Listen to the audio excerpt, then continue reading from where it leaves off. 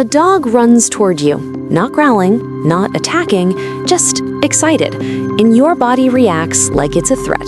You don't even think, you just tense, freeze, back away. And then someone laughs and says, "He's friendly." But what they don't understand is, your fear isn't about the dog's intention, it's about your brain's prediction. Let's talk about something people joke about but almost never take seriously. Fear of dogs. Not "I don't like dogs," not "I'm allergic," not "I prefer cats." I mean real fear, the kind that hits your body before your brain even catches up. Your heart starts racing even when the dog is calm. Someone says, "He's friendly," and somehow you feel worse, because deep down, you already know something most people don't want to admit. Friendly doesn't mean safe. And that's the controversial truth. Most people who are afraid of dogs aren't afraid because they think dogs are evil. They're afraid because their nervous system has decided, this is unpredictable, this could hurt me, this could overwhelm me. Now, before anyone gets offended, listen, this isn't anti-dog. This isn't saying dogs are dangerous. This isn't judging dog lovers. This is psychology, because fear is not a personality flaw. Fear is a protection system, and when it comes to dogs, that protection system can become extremely sensitive. So let's define this clearly. When someone is afraid of dogs, it often means their brain has learned to associate dogs with threat, even if their logic knows the dog might be harmless. And if you relate to that, you're not weak, you're not dramatic, you're not overreacting. You're experiencing something real, something studied, something with a name. The clinical term for the fear of dogs is cynophobia, and a phobia doesn't mean dislike. A phobia is a fear response that is intense, persistent, and hard to control even when you want to. So cynophobia isn't "I don't like dogs," it's more like my body reacts like I'm in danger even when my mind says I'm not. And it can show up in different ways. Some people fear large dogs, some fear barking, some fear sudden movement, some fear being chased, some feel anxious around any dog, even the calmest one. But here's what matters. This fear is not random. It comes from somewhere, even if you can't explain it yet. One of the hardest parts of being afraid of dogs is how other people react. People treat it like it's childish, like it's dramatic, like you should just get over it. But fear doesn't work like that. Fear is a reflex. Your brain has a survival system designed to keep you alive, fight or flight, and it reacts faster than logic. When your brain senses danger, it doesn't ask your opinion first. It activates your body. Heart rate increases, breathing changes, muscles tense. Your mind scans for escape, and only after that, your logic tries to catch up. So when someone says, "Why are you scared? He's not doing anything," they're missing the point. Your fear isn't responding to what the dog is doing right now. Your fear is responding to what your brain believes could happen. And dogs trigger people in a very specific way. Not because dogs are bad, but because dogs are intense. They're fast, they're loud, they move with confidence. They enter your space, they react quickly, they jump, they bark, they sprint. And to someone with a sensitive nervous system, that intensity feels like danger, even if the dog is sweet, even if it's playful, even if it's never bitten anyone. Because the nervous system doesn't only fear violence, it also fears loss of control, surprise, being cornered, not being able to escape, being touched without consent, being overwhelmed. And dogs can accidentally trigger all of that at once. A lot of people think fear of dogs is just fear, but it's usually deeper than that. It often includes powerlessness. Dogs are stronger than people realize. Even a medium dog can knock you off balance.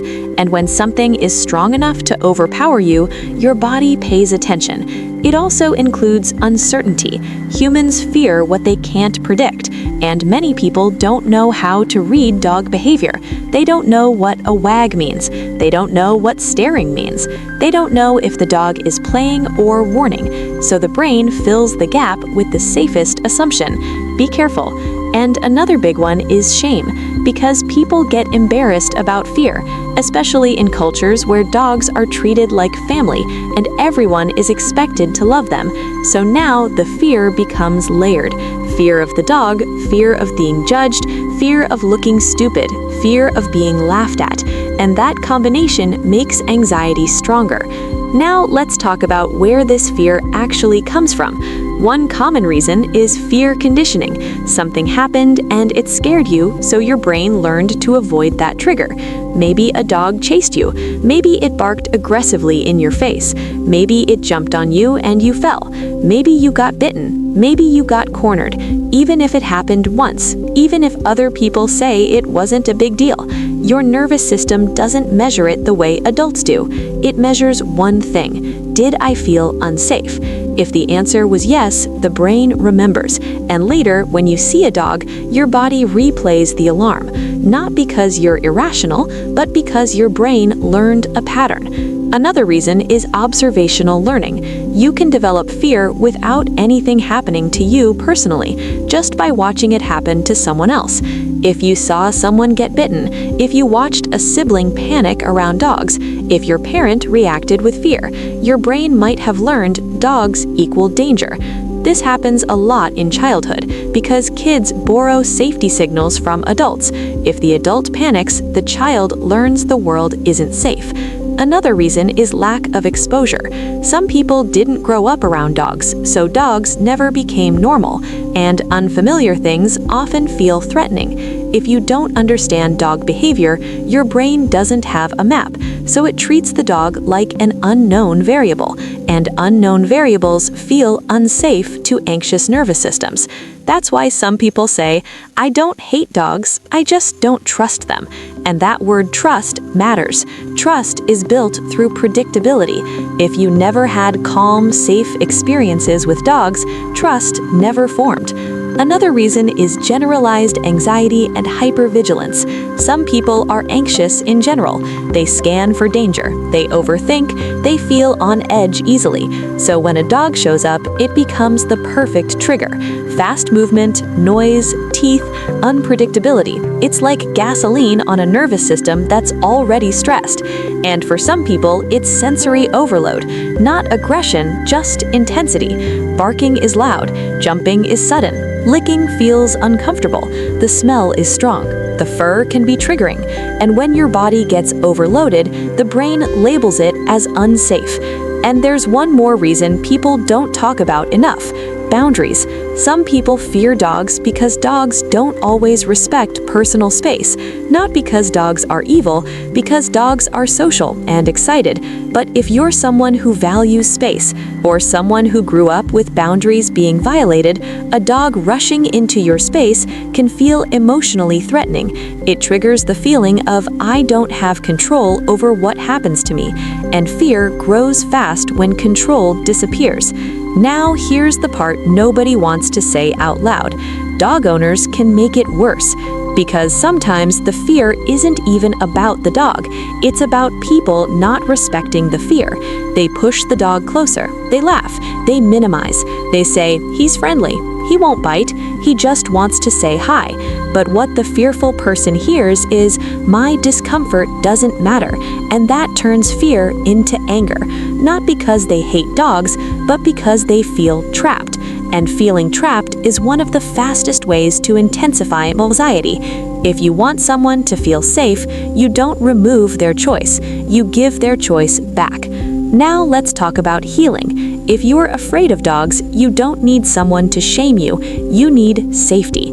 And there's a reason exposure therapy works for phobias, because the brain learns through experience, not arguments.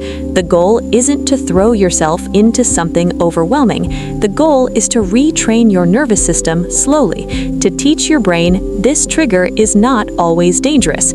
That usually means gradual exposure, starting with distance, building comfort slowly, staying in control, learning dog behavior, having calm experiences repeatedly.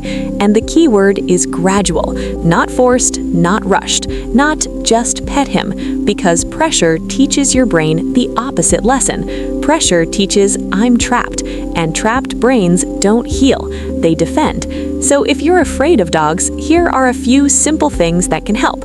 First, name your exact trigger, not dogs. Be specific. Is it barking, jumping, large dogs, running, teeth, unpredictability? Because specificity creates control, and control creates calm. Second, learn basic dog communication. You don't need to become an expert, but even a little understanding reduces uncertainty, and uncertainty fuels fear. Third, choose safe experiences, not intense ones. Calm dog, leashed dog, respectful owner, slow interaction. That's how your brain learns safety. So here's the real psychology behind fear of dogs. It's not weakness, it's not hate, it's not drama. It's a nervous system doing its job, trying to keep you safe. Sometimes based on a real memory, sometimes based on unfamiliarity, sometimes based on overstimulation, sometimes based on boundaries, and sometimes based on a fear that never got the chance to heal properly. If you're afraid of dogs, you're not broken, you're human. You adapted. And if you're a dog lover watching this, remember, kindness isn't forcing someone to be okay. Kindness is making them feel safe. Now, tell me in the comments, are you a dog person, a cat person, or someone who says, I want to like dogs, but my nervous system won't let me yet? And if you want the next video, we're going deeper, the psychology behind people who don't like dogs. Because yes, that's a thing too.